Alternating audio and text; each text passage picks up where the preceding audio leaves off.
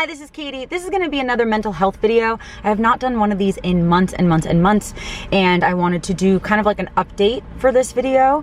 And so I just want to do like all my disclaimers, which I have a lot, and I know that some people don't like when YouTubers do disclaimers, but I just in reality kind of need them. So first of all, I do not do these videos for sympathy. I do them to help other people. And second, no, I haven't told you guys what my diagnoses are, and I'm not sure when I'm going to. So far, I think that I've just told you guys that I have severe anxiety and severe depression, and they just come along with the illnesses that I have. And I have two diagnoses essentially, and one I was born with, like it's a chemical imbalance, and one is trauma based. And third, no, living in my car does not cause my mental illness. I know that a lot of people kind of throw that at me like, oh, well, living in your car is what's causing you anxiety. It actually is not at all. I feel less anxious when I'm in my car and when I'm on the road, when I'm sleeping in my car. And I actually got my mental illnesses before I even ever lived in my car, before I even ever owned a car. And so no, that's not why I have them, and living in my car does not make them worse. Okay, I just have to turn the air conditioning on because it's so warm and humid in New York, and I just like, I cannot handle it right now. And so yeah, I just kind of want to give you guys like a little bit of like an update, right? And so I'm back in New York. I'm from Long Island, and I'm back at my mom's because this is where my insurance is. And I told you guys about it like a week ago that I came here to go see doctors. And essentially I came back to see like stomach doctors because my digestion is all off. And I also wanted to see a psychiatrist and a psychologist. And so I have been going on and off to therapy, and I've been on and off meds since I was about 19, and I'm 32 now, so for about 13 years. And I feel like so many people just think like, oh, well, if you're mentally ill, just go to a doctor. Like, they feel like so many people just think it's an easy fix. And it's just like, I just really want to tell you guys it's not that easy. I know it sounds easy, but it's really, really not. I, again, have been going to therapy on and off since I was 19, and I have liked maybe 2 of my therapists, and I've probably tried 10. And even the 2 that I liked, one I only ended up seeing for a few months, and the other one kind of accidentally made me feel a little bit worse because like she was like so smart that she kind of helped me realize that I was even a little bit more different than I thought I was. And just even finding a therapist that you're gonna like, it's not just like you go see a therapist, they give you therapy, and then you feel better. Like, that's just not how that works. And I feel like so many people who don't have mental illnesses don't understand that that's just like not how it works. Like, it could take you years to even find a therapist that you like, or that you feel comfortable with, or that you feel understand you. So many therapists that I've been to did not understand me whatsoever, even after a while, like, and they just kind of think that they do, or they assume that you're just like everyone else who has the same diagnoses or whatever. And again, this is just my experience. I know that therapy has helped so many people. I know that so many people love therapy, but in my experience, I haven't really had good experiences with it. And the same with meds. Like, I was misdiagnosed for a few years. I was put on antidepressants. I was put on SSRIs, and they didn't do anything because I didn't have depression. I had something else I have something else that needs a different type of medication. And so when I was on the antidepressants, on the SSRIs, they didn't do anything. Sometimes they made me feel worse. And then when I actually got switched onto the meds that were for my diagnosis, one of them worked for a little while, and it was so cool. I was like, oh my gosh, is this what like people feel like? Like, it was really, really cool for a few months. And then they, like, when you're on meds like that, at least in like this case, you have to increase them because your body gets used to it, and then you have to increase it. And so after about 3 months, the dose that they ended up having me on started making me throw up. And so I couldn't stay on that dose because it means it's too much for your body. And so you're not going to get the benefits of it anyway because you're throwing it up. So then they put you on like the dose like right under that, but that stopped working. And so it's just like devastating. Yeah, again, and I know a lot of meds help a lot of people. I really, really get that. And I know that meds and therapy and different types of treatments help different types of people. I'm just saying that all the treatments that I've tried so far have not helped me. And after 13 years from when I started, it's been 13 years, it makes me feel so discouraged and honestly kind of scared to try them, because it's like, it's not fun to, especially because I have a lot of food allergies and stuff, and I'm allergic to different medications and things. It's not like fun thinking like, oh, I'm just gonna take this one pill and I'm gonna feel better. In reality, it might make me throw up. It might make me really, really sick, or it might not do anything even if I take it for 3 months. And it's just such a difficult thing to do. And again, I'm not making this video for sympathy. I never make these videos for sympathy. It's more just like, I understand you guys, because I know that a lot of you guys have probably tried medications or therapy, or even some medications or treatments for something else, maybe that aren't even mental illness, maybe for some other kind of illness. It is so difficult. And so for other people who maybe don't have mental illnesses, but you know people with mental illnesses, I got a message today that from someone who said that his girlfriend is sick and that he kind of just doesn't understand a lot of it.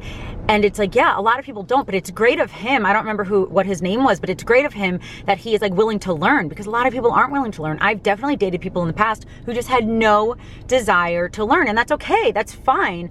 But it does make it harder, you know, when people around you don't want to help. And again, I'm not saying that they should, I'm just saying it makes it a little bit harder. And then it also adds another level of difficulty when I've gone to so many doctors and they haven't helped.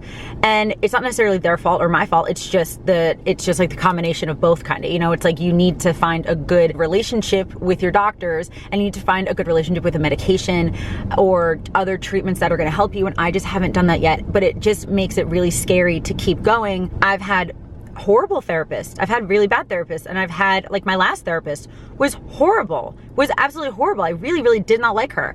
And even the last psychiatrist that I had was also horrible.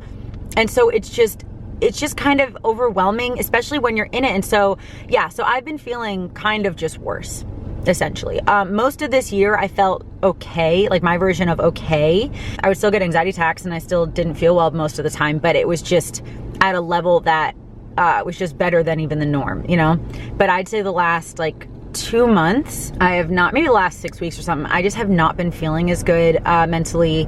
And I was just like, you know, I have to try again. You guys know I hate the word try, but in this situation, you guys know what I'm talking about. You know, it's like trying a medication. It's like you're taking the medication, you know, like that's kind of what I'm saying. I don't like that word, but I hope you know, like in the context what I mean. Like, I think it's time for me to go see more doctors, to go maybe to a different type of therapy or a different type of medications to take, you know? Yeah, I just haven't been feeling well. And so I actually recorded, I know that I've recorded maybe 2 or 3 anxiety attacks so far and posted them on my channel.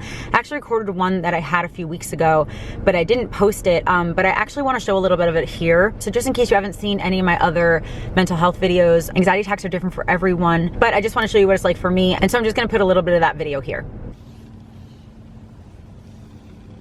I'm just like not doing great, and my brain, you guys, like my brain just really doesn't like me most of the time, and sometimes I can like really focus on other things. I stay really busy with work, and that's why I try to hang out with people as much as possible, as like, obviously, because I like to hang out with people and I like to work, but it also really helps to distract me from this. But in reality, I feel like this most of the time, it sucks. And this is gonna suck for any of my friends watching this. It sucks that I feel like so many people think that we're friends, but they don't even know me, or they don't understand me, which is fine. I don't think I mean, I don't think anyone understands me. I had like 1 or 2 people who like kind of do, but it makes it so much harder to feel so alone. And I know that a ton of you guys are sick too, and I hate that, but it's weird because I know that a lot of people like feel comfort in knowing that someone else like is going through what they're going through or something. I don't feel that. It doesn't bring me any comfort or anything knowing that anyone else feels even remotely like I do. Because I wouldn't wish this on anyone. I wouldn't wish this on literally anyone. But it's like, I feel like some people understand on a surface level of, some people understand what it's like to not really be able to get up in the morning or just to cry all day. Some people really understand that. And again, I hate that so much that people understand that, because I don't want other people to feel this way. But I mean more on like a personal level, like people who like really know me or tell me that they care about me. It's like I'm a handful, guys. That's why I don't have many friends, or like many close friends. because it's like being my friend kind of means that every day I'm gonna tell you that I don't feel good. Or that like my brain is trying to kill me, or like if anyone's like, oh, how are you? It's probably gonna be not good. I get that that's rough. I really, really do. And so I get that most people don't want to be my friend because it's hard. And I'm as positive as I really feel like I can be, as often as I can be, but sometimes it's like this and like I don't know what to do. And then I just like, even like the people who I am like close with, most of them don't know anything about mental illnesses, and so it's like, well, how close really can I get to you? Which sucks, and that sucks to say, but it's like, if I tell you something that I firmly believe, and it might be from my illness, it might just be because I'm a very, very different person, and if I tell someone something and they're like, no, that's not true, like if I have like a belief of like the world or me or whatever, and they tell me it's not true, it's like, well, then what? Like I firmly believe that, and so you telling me that it's not true just hurts, you know? Like, it's not beneficial to just be told that I'm wrong about things that I believe, even though they think they're trying to help. And I know I'm being vague, I know that I'm probably not really making any sense. Like, especially the last few days, but really like the last like few weeks or few months, I was doing okay most of this year in terms of this, you know, like right now I'm at a 0.3 on a 10 scale. Most of this year I felt like I was at like a 2.5, and that's like, oh my gosh, like celebrate, that's like awesome for me. And so again, that's just like, and it just sucks because some people think it's like, oh, well, go do the same things you were doing. That's not how brains work. And it's just like, sometimes this will come out of nowhere, even when you're doing everything that you love, even if you're like surrounded by like your best friends and you're eating cake and you're in the mountains and you're hiking and you're doing whatever you love, like this can still happen. It's not all situational. And I hate that some people think it is. I hate that some people think just, oh, well, just go do something that you like to do and it'll help. It's not how that works. Or like, oh, it'll go away. It's just a bad day, not a bad life. Some people have bad lives, guys. Some people have bad lives. And I'm not saying that you can't do everything that you can to push through it or to have good days. But yeah, some people have good lives and bad days. I think that mentally I have a bad life and I have good days. And so when people say like, oh, no, it'll be fine, you'll be fine, you'll be okay, it'll go away, like that's probably not true. It might, absolutely, anything is possible, but like that might not happen. And so like if you're watching this and you've never had anxiety, you've never had depression, you've never had a major mental illness, please don't tell people, please don't tell people like me that it's gonna go away. I think that it's okay to say that it might go away. I think that it's okay to figure out something positive to focus on. I think that's okay. But saying it will go away, or you're fine, or just do something that you like and you'll be okay, or it's just a bad day, not a bad life, those things will hurt us more. So please don't say stuff like that. I do think that there's definitely ways, and it's different for everyone, but there's definitely ways to I don't think move past it again, because it's just gonna come back, or it's just kind of pushed down a little bit and it's just gonna like rise up again. But I think there's ways to distract yourself, and not just in a distraction, I'm gonna go get drunk. That's not what I mean. I mean, if that's what you want to do and you're safe, I mean, I'm not gonna tell you what to do, but I mean more like there are gonna be ways of like, if you read a book and it really helps you kind of get out of your anxiety attack, go do that. Or if like if you like to write, or if you like to watch TV, or if you like to go window shopping or go walking around town and it helps distract you from whatever your brain is doing, then by all means do that. But I'm just saying that it doesn't work all the time, and that people who aren't sick, I feel like they just think like, oh, well, if you were just doing something, it would go away. And that's just not, it's just not true.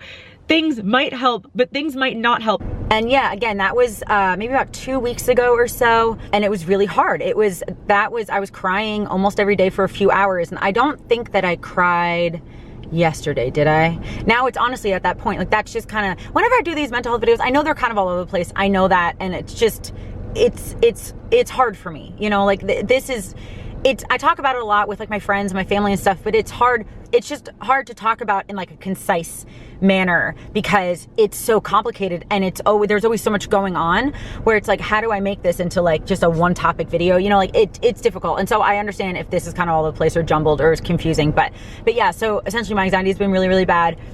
And I've just been feeling really, really bad, just kind of like about myself, and I've been feeling extra lonely. And that's, again, not because I'm living in my car at all. That's not why I feel lonely. It's on like a much higher level of like humanity. It's like I feel like I can't connect with like anyone anymore. And then when I do, something gets like super messed up, and then it just kind of breaks me a little bit, you know? And it's not a good idea for anyone to put their happiness in other people. And that's not what I'm talking about. I'm not saying that. It's not that I'm putting my joy or something in someone else, but it just always, everyone wants to connect, you know? And so when you do connect and then it fails, it makes it harder. Or when it's just kind of the same thing of like when you go to a new therapist and you really think it's gonna help and then it doesn't.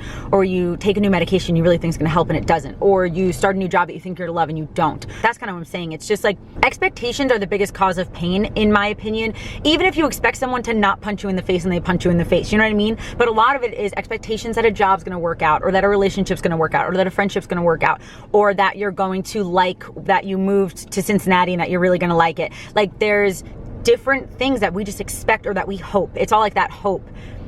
And that's going to cause pain. And I'm not saying it's bad. I'm not saying you shouldn't have expectations. I'm just saying that's kind of what causes pain. And so I think that having expectations in certain circumstances are completely fine. I think if you meet someone and you expect them to respect you, I think that's okay. And I think it's okay to have high hopes about certain things. Like if you start a new business and you really, really want it to succeed, I absolutely think that's okay.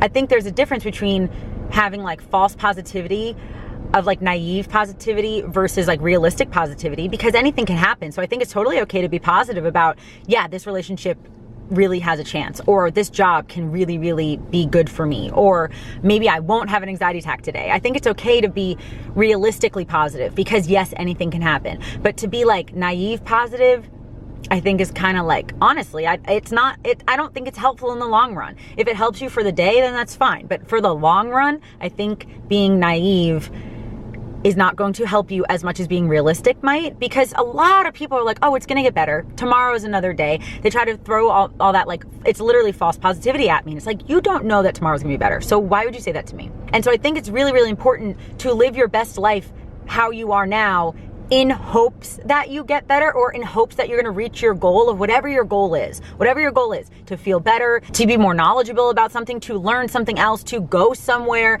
to feel better, to whatever that goal is, to better yourself as a person. I think that's awesome, and absolutely that you should be striving for that and living for that. You should be living for your goal and making decisions to help you reach that.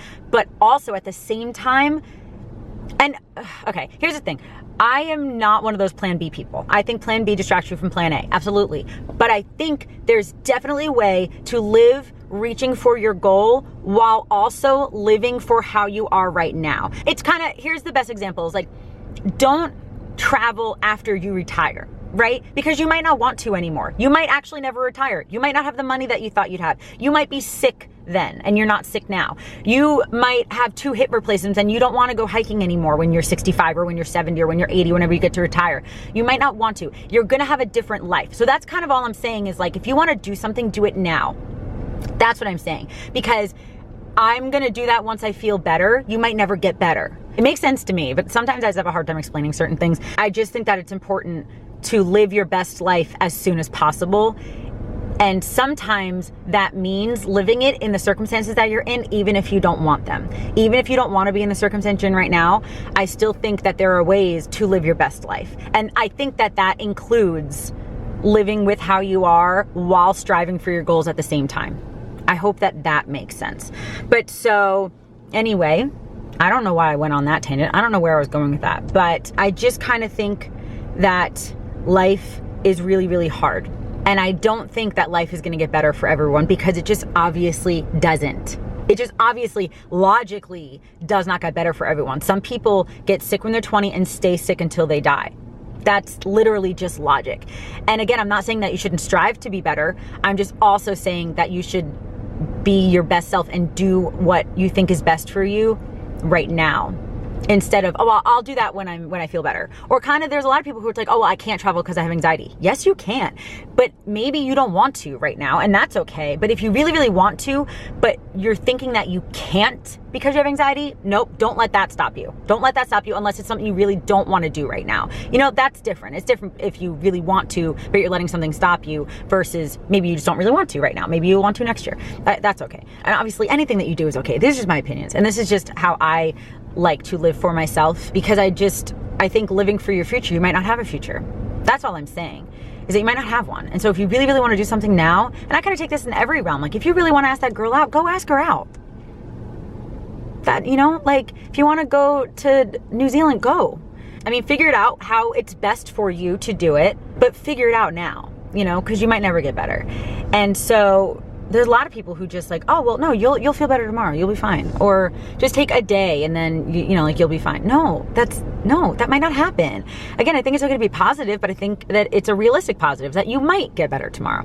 I might absolutely never have another anxiety attack again. I know that. But I'm not going to live my life and only make goals if I never have another anxiety attack again. Does that make sense? And so that's why I'm here. That's why I'm in New York. I'm going to go see doctors. I'm not like, yeah, I'm going to go see doctors. I'm going to get better and it's going to be great. I'm more just, I'm going to see doctors and it could work this time. It could absolutely work this time. I could absolutely find medication this time that calms me down a little bit, because there are some days where I feel very, very like not functioning, you know. I push through as much as I can. I get overwhelmed very easily and it's almost just been getting worse. And I keep busy, and for me, keeping busy does help, but now I've been so busy lately with just a lot of things that it's not helping anymore. It's making it a little bit worse. And so I'm just still figuring out what to do. And like I said, the thing with mental illness is like, you guys, some of you guys are so nice and so sweet and want to be so helpful, you know, even to each other, to me, whatever. And there could be something that worked for you 100%, but I could do the same thing and it could make me worse. You know, like mental illness is really, really scary, guys. It's just really scary in so many ways, but that's one of them. Is like, you can go for treatment. You can go for treatment for years, for your whole life and never feel better. And it's scary. And so it's like, I'm going to go, and I'm going to go with a very open mind, but it's still just the last 13 years of my life haven't shown me that it could be as helpful as it has been for other people, for me. But I'm not saying it can't. I'm not saying it can't. That's the thing, is I know that it can. I'm just saying it hasn't yet. And so that many years of disappointment, essentially, it just makes it rough to keep going. And it just makes me feel really overwhelmed of like, okay, now, like, what if this medicine makes me sick too? You know, like some of the medicine I've taken I remember specifically, I took Prozac. It made me the sickest that maybe I've ever been in my entire life. It hurt. It gave me the worst stomach ache, and it just made me feel horrible. And it's just scary to know that you're going to put yourself in that situation again, that could happen. It's scary. But I think that a lot of things that are really worth it are scary. I think that a lot of things that are worth it are really hard and are confusing, and they're overwhelming. But I think that if you're just going to live just the same life, if you're just going to be like this your whole life, yeah, sure, you might not have all the scary, overwhelming downfalls, but I also am just a believer in that you probably also won't have like the really, really good things. And that's not everyone, you know, it's not everyone, it's just my opinion, you know. But for me, at least, like, my life is very up and down. Sometimes I'll feel great, and I'm like, yeah, this is awesome, and I'm at a place that I love, and I'm hanging out with like really cool people, and I'm doing all this stuff, and literally 2 hours later it could like and some of it's situational. Again, some of it can be situational, and I get very like attached, you know, and I get very emotional, which I hate. That's my mental illness. Without my mental illness, before I got sick, I was the most logical person in the entire world. And still now, my decision making is mostly logical, but I do have very like strong emotions now, and I hate it. Oh my gosh, it is so tiring to have so many emotions, you guys. I know a lot of you guys know, but like, oh my gosh, it's so tiring. But yeah, so sometimes it's situational, and then sometimes just my brain, just literally just out of nowhere, decides to be mean. And so some of the things like, well, just don't put yourself in the bad situations, or just go, you know, I've talked about this, about just go do this, just do this. That's not how mental illnesses work. I know there's so many of you already who have probably already commented, not so many, but there's probably a few comments. Well, stop living in your car, you'll feel better, you know, or get married, you'll feel better, or whatever. go get an office job, you'll feel better. Like, there's so many people in this world who really believe that kind of stuff. And that really scares me a lot. Because you guys, if you're still watching, if one of you guys who believes that is still watching, it's not true. It's not true. It might be for certain people sometimes, but it's not overall true. Definitely not majority. Definitely not the majority of just go get a different job and you'll feel 100% better in your brain. No, unless the only thing that's wrong in your life is that you hate your job, then yes, absolutely go get a new job. But if you have very severe anxiety, or if you have schizophrenia or bipolar or any certain like disorder that is actually a disorder, no, getting a new job is not going to cure you. No, this is like a lifelong thing. Again, some medicines do help some people, and that's amazing. And if you found a medicine that helps you, oh my gosh, that's awesome. Because a lot of it's chemical imbalance, and that's just like, it's like someone who has a heart disease taking heart medicine, or who has a B12 deficiency taking B12. Some of us, we have different things in our brain that we're missing, and so we take a supplement for it, essentially. But mine, I just haven't found one yet. And then my trauma-based one, I mean, that's, you can't really take a medicine for that. Or if you do, it's just kind of like to lessen the anxiety of it, but it's not gonna fix the bad thoughts. It's not gonna fix the essential, like the post-traumatic. It's not going to fix that. It's not going to fix how I feel from the trauma. It's not going to fix my thought process. My thought processes, guys, are just negative a lot of the time. I think most people don't even really notice me, you know? And so it goes into very hopeless, worthless kind of stuff.